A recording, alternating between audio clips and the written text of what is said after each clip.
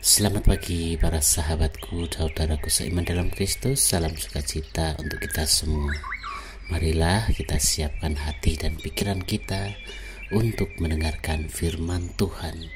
Tuhan beserta kita sekarang dan selama-lamanya. Inilah Injil Yesus Kristus menurut Lukas bab 14 ayat 25 sampai 33. Dimuliakanlah Tuhan.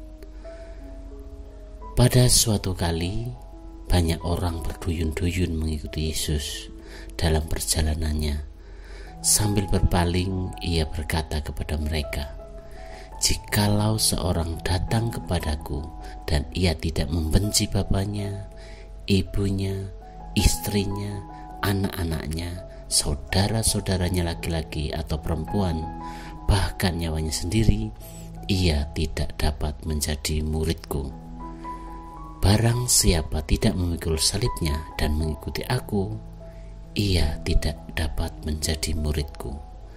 Sebab siapakah di antara kamu yang kalau mau mendirikan sebuah menara tidak duduk dahulu membuat anggaran biayanya, kalau cukup uangnya tidak menyelesaikan pekerjaan itu, supaya jikalau ia sudah meletakkan dasarnya dan tidak dapat menyelesaikannya, jangan-jangan semua orang yang melihatnya mengejek dia, sambil berkata, orang itu mulai mendirikan, tetapi ia tidak sanggup menyelesaikannya.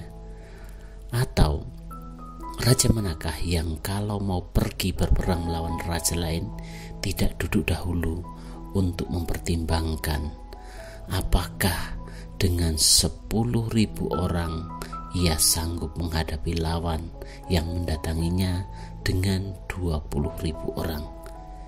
Jikalau tidak, ia akan mengirim utusan selama musuh itu masih jauh untuk menanyakan syarat-syarat perdamaian. Demikian pula lah tiap-tiap orang di antara kamu yang tidak melepaskan dirinya dari segala miliknya tidak dapat menjadi muridku." Demikianlah sabda Tuhan, terpujilah Kristus. Selamat pagi para sahabatku, sahabat suara hati, rekan muda, para pendengar dimanapun Anda berada.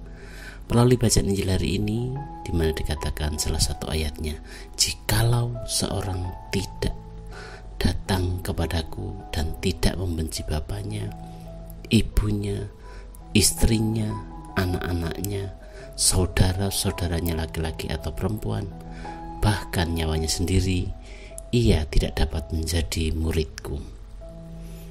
Terasa sangat tidak masuk akal jika Yesus mengharuskan para murid dan pengikutnya untuk membenci keluarga, orang tua, bahkan anak-anaknya, agar layak menjadi muridnya. Di sisi lain, mencintai orang tua dalam kitab suci, dalam kitab kebijaksanaan adalah sebuah keutamaan yang harus dilakukan oleh setiap anak. Mencintai dan menghormati orang tua bukan sekedar ajakan atau anjuran, tetapi itu merupakan sebuah perintah kewajiban supaya anak beroleh kebahagiaan. Demikian juga dengan mencintai istri, suami, dan anak-anak. Para sahabatku, sahabat suara hati, rekan muda, dan para pendengar dimanapun Anda berada, apakah Yesus mengajak setiap orang untuk menjadi anak-anak yang durhaka? Tidak. Ini adalah sebuah pelajaran penting bagaimana cara kita berpikir guna membentuk relasi sebagai pribadi yang berkualitas, baik di hadapan Tuhan dan juga sesama manusia. Karena Yesus paham betul bahwa cinta yang begitu melekat pada hal-hal duniawi akan menghambat perkembangan iman seseorang. Injil Lukas mengungkapkan, barang siapa mencintai Yesus tidak lebih dari cintanya pada orang-orang yang paling dekat dengannya belum layak menjadi murid Yesus. Orang tua dan keluarga melambangkan apa yang paling dekat dengan seseorang, apa yang mungkin baginya paling patut mendapat cinta yang paling besar. Inilah hal mendasar Yesus menuntut para muridnya untuk mencintai Allah secara total. Menjadi murid Yesus yang sejati menuntut untuk selalu mengasihi Yesus lebih dari apapun juga, sekaligus siap menderita untuk terus mengikuti Dia. Para sahabatku, sahabat suara hati, rekan muda dan para pendengar dimanapun Anda berada, Yesus menggunakan kesempatan emas ini untuk mengajar mereka dengan memberikan 3 syarat supaya menjadi murid yang baik. Yang pertama adalah keberanian untuk lepas dari ikatan kekeluargaan. Tentu saja Yesus tidak bermaksud menghapus perintah Allah yang keempat, yaitu hormatilah ayah dan ibumu. Tetapi di sini Yesus menekankan pentingnya seseorang murid Yesus memiliki komitmen untuk mengikutinya dengan sepenuh hati, bukan setengah hati. Pengikut yang sepenuh hati itu tidak akan memperhatikan ikatan manusiawi seperti kekerabatan sampai pada tingkat yang lebih tinggi, yakni kehilangan nyawa demi Yesus Kristus. Jadi relasi kekerabatan itu tetap ada, tetapi janganlah itu menjadi utama sehingga menghalangi relasi ilahi dengan Tuhan dan kerajaannya. Yang kedua adalah syarat mengikuti Yesus adalah keberanian untuk serupa dengan Yesus tersalib. Ia berkata, barang siapa tidak memikul salibnya dan mengikuti aku, ia tidak dapat menjadi muridku. Perkataan ini sudah diungkapkan Yesus sebelumnya. Setiap orang yang mau mengikuti aku, ia harus menyangkal dirinya, memikul salibnya setiap hari dan mengikuti aku. Dan yang ketiga adalah keberanian untuk memiliki sikap lepas bebas terhadap harta duniawi. Ia berkata, demikian pula lah tiap-tiap orang di antara kamu yang tidak melepaskan dirinya dari segala miliknya tidak dapat menjadi muridku. Untuk menjadi muridnya, Yesus menghendaki supaya orang memiliki sikap lepas bebas terhadap harta yang fana ini. Yesus sudah mengetahui titik kelemahan para muridnya, karena di mana hartanya berada, hati mereka juga ada di sana. Nah, untuk itu ketika syarat ini menjadi murid Yesus masih aktual sampai hari ini, sampai detik ini.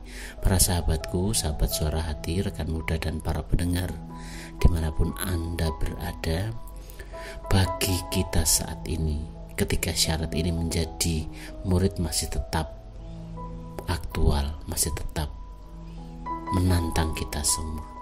Untuk itu tidak cukup melayani Tuhan Yesus di dalam gereja dengan memberikan sumbangan material, tetapi melayani dengan kehadiran untuk membentuk sifat gereja yang satu, kudus, katolik, dan apostolik.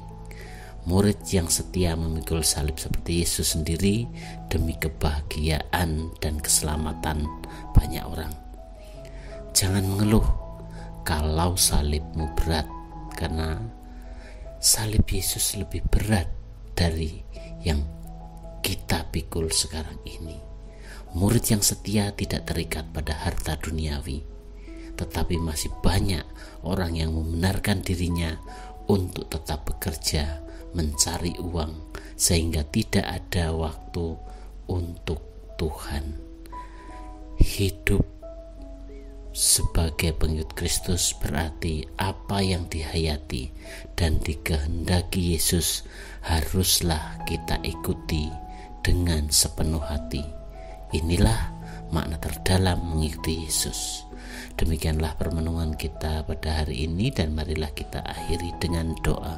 Dalam nama Bapa dan Putra dan Roh Kudus, amin. Tuhan Yesus, Bantulah kami untuk bisa mengutamakan Engkau di dalam hidup ini, di mana Engkau rela memikul salib dan memiliki sikap lepas bebas dari harta yang bisa membelenggu hidup kami, sehingga tidak bisa berjumpa denganmu. Tuntunlah dan ajarlah kami dengan terang firman-Mu. Amin. Dalam nama Bapa dan Putra dan Roh Kudus. Amin.